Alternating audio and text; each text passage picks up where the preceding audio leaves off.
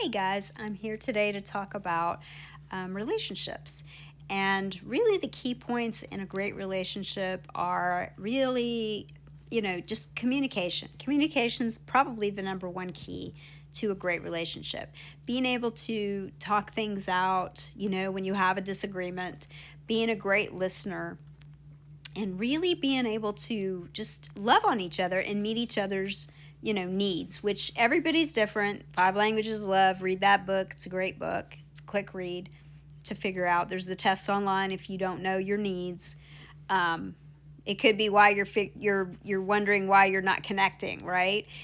Because everybody has their personal love language. Mine happens to be physical touch and quality time. Sometimes things change over time too. So just keep up on that.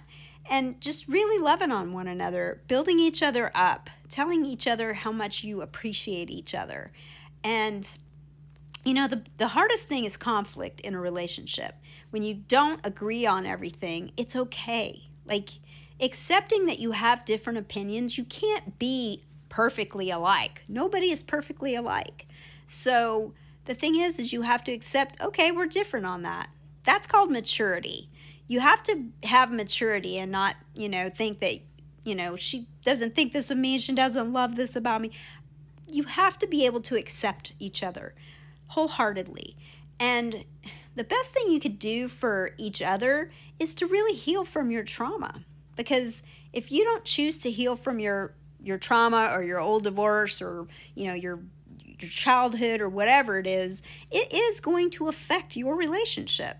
Believe it or not, it is. Because if you haven't broken bad patterns from your childhood and your old marriage or whatever, you're going to drag that shit into your relationship now, and that isn't going to be a good thing.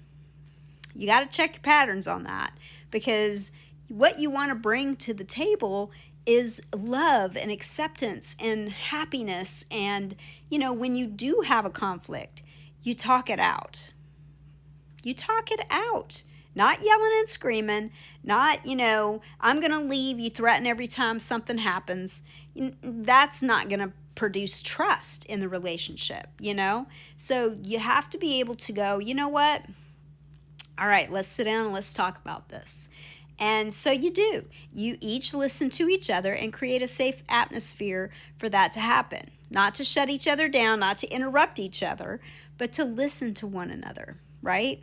So you may end up still not okay at the end, but you have to accept we think differently on this matter, especially with kids or, whatever.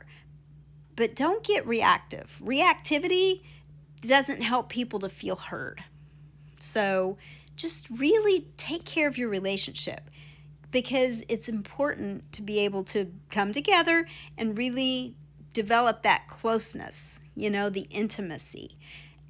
Because deep intimacy, which is talking, communicating, being able to be real and authentic, and having thoughts and being respectful of each other, and when you don't, that is going to throw a wrench in your relationship. So you have to learn how to resolve things and repair things. And a relationship that looks that way, if that's what you want to work towards, get a hold of me. I can definitely help you in this situation, because communication is everything.